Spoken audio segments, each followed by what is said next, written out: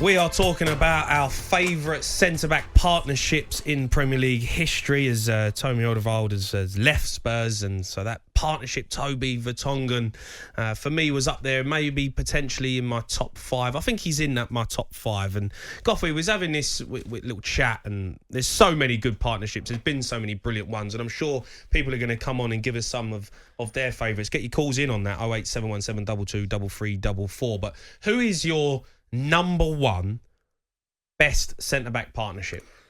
Well, I want to get back for it because everybody's going to say Rio and Vidic, but Chelsea with Terry and Carvalho were absolutely outstanding. Unstoppable. I just thought they were so solid. Both of them were brave. Carvalho's intelligence and positioning, and John Terry, good with both feet. Yeah. And again, I mean, die for the shirt attitude. Those two together were outstanding. Exactly what Mourinho needed. Yeah, I think with that Mourinho style, though, they very much were happy to park the bus. Yeah. So there was times when they had 10 men behind the ball, they'd sit in, and they were brilliant. You couldn't break them down. The reason I say Rio and Vidic as my best centre-back partnership was because they were attacking Manchester United. So there was a lot of times where they were left exposed, and Rio Ferdinand and Vidic always got them out. They were always got them out of trouble. Would you put Van Dijk in there now? Well, not with his current partners, but they won everything. Well, when we're talking about partnership, when you put Varane and Maguire in, will we be talking about them next year? Be interesting. Will we be talking? The amazing thing about Man City, right? This is how people talked about defensively. Laporte, right? How important he is for Manchester City. Now, this year, it was Stones and Diaz. Yeah. Right, and how good they were together. So, if they have another brilliant season, those two, right, together, because everybody were talking about them last year. If they go and win the title again, Manchester City, and defensively they're pretty solid, will we be talking about them two in the same breath? Or not? I think you've got to do it over a consistent basis for a few seasons. You know, I think Rio and Vidic done it for a while. I think you look at the players who've done it, and you talk about Terry, Carvalho. They're players that have done it over a period of time. I think Van Dijk will be talked about as one of the best defenders ever. But I think Liverpool need to find the player to play alongside him. And I don't think they have got it yet. What about two guys you'll know very well, Ledley King and Woodgate?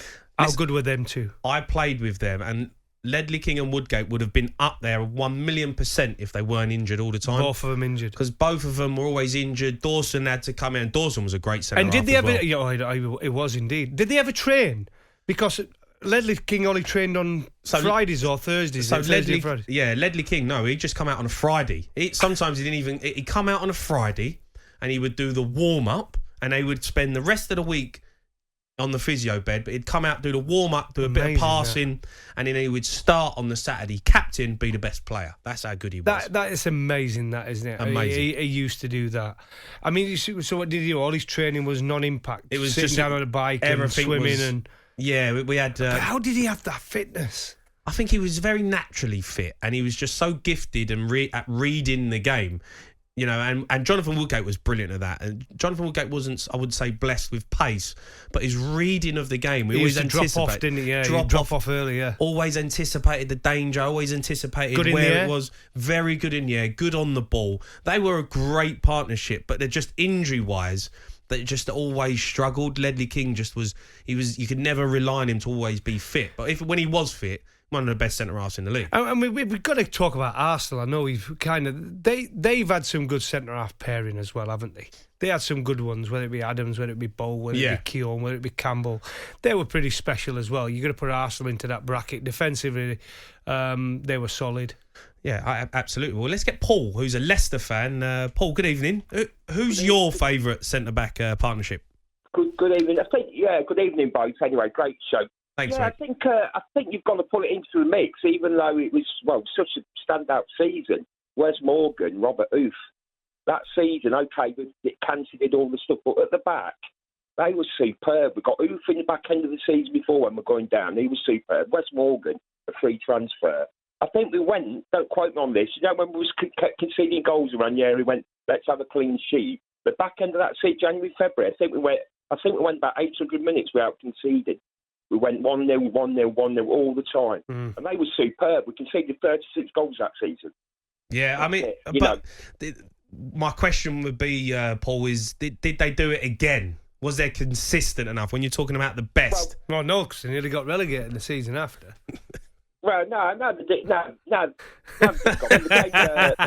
become 12th. I know, you know what I mean. You were down there for a little bit, though. There was a few sweating. There was a few sweating. That's the thing. Yeah, I think they've got, in the mix. But this is it. It's circled. Things coming together to them and stay together, didn't it? I think who've got injured and stuff, and then things change, doesn't it? You know what I mean? Obviously, Ranieri and as you can probably say yourself, Jamie, things change, and then opinions can change, can't it? And then that's it. But Morgan's only just retired, but he was re-signing, and you got to put in context. What did we pay? We paid $3 million for Ruth in the end, I think. Wes Morgan was a free. So, obviously, standout season. They both got the winners' medals. So perhaps they're going for the bargain centre-half partnerships ever. Yes. That's not bad. I think we could do that. Bargain centre-half partnerships. There's a top a top five five for and five, Goldstein on a Friday. Is that a backhanded compliment, Goughie? I appreciate that. That's brilliant.